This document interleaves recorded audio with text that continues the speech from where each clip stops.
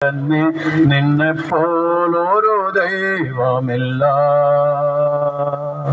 അത്ഭുതവാൻ അതിശയവാൻ നീ മാത്രമൻ ദൈവമെന്നും.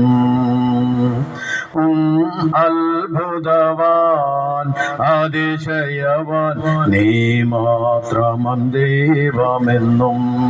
എന്തുകൊണ്ടാണ് നീ മാത്രമാണ് എൻ്റെ ദൈവം എന്ന് പറയാൻ കാരണം? കർത്താവേ, അവൻ ഉന്നതനാണ്, അത്യുന്നതനാണ് എന്ന് പറയാൻ കാരണം വിശുദ്ധ ലിഖിതത്തിൽ ബൈബിളിൽ ഇങ്ങനെ പറയുന്നു: ദൈവം സ്നേഹമാണ്, സ്നേഹത്തിൽ വസിക്കുന്നു ദൈവത്തിലും ദൈവം അവനിലും വസിക്കുന്നു. ദൈവം സ്നേഹമാണ്, സ്നേഹത്തിൽ വസിക്കുന്നവൻ ദൈവത്തിലും ദൈവം അവനിലും വസിക്കുന്നു എന്ന് പറഞ്ഞ ഏക ഗ്രന്ഥം വിശുദ്ധ ബൈബിൾ മാത്രമാണ്.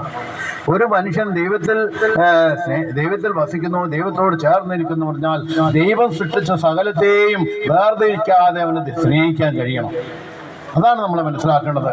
അവൻ ജാതിയോ മതമോ വർണ്ണമോ വർഗമോ വ്യത്യാസമില്ലാതെ സകലരെയും സ്നേഹിക്കുകയും മാനിക്കുകയും കരുതുകയും ചെയ്യുന്നവനാണ്.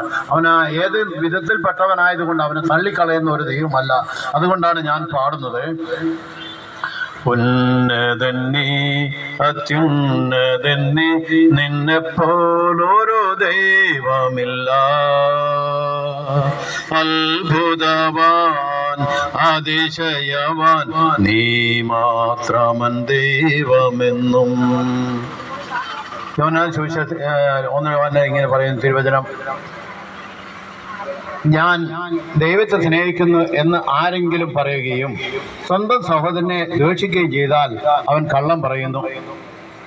ഒന്നുകൂടെ വായിക്കാം: ഞാൻ ദൈവത്തെ സ്നേഹിക്കുന്നു എന്ന് ആരെങ്കിലും പറയുകയും സ്വന്തം സഹോദരനെ ദ്വേഷിക്കുകയും ചെയ്താൽ അവൻ കള്ളം പറയുന്നു. കാരണം കാണപ്പെടാത്ത ദൈവത്തെ സ്നേഹിക്കുന്നവന്